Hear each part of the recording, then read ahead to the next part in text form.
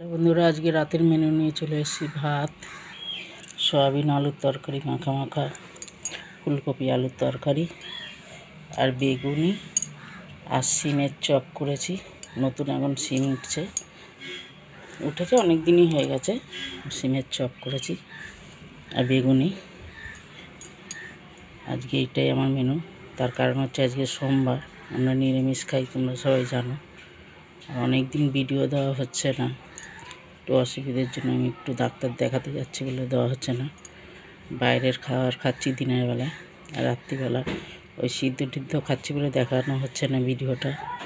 আজকে রান্না করেছি রাতে, তাই আজকে দেখালাম। কেন সোমবার দিনটা আমরা বাইরে খাবো না, ওই জন্য আজকে এইটাই আমার মেনু। কেমন হয়েছে একটু কমেন্ট করে জানিও, আর তোমরা কে কী করেছ একটু কমেন্টে জানিও আমাকে। আজকে এটাই আমার মেনু। তোমরা সবাই ভালো থেকো।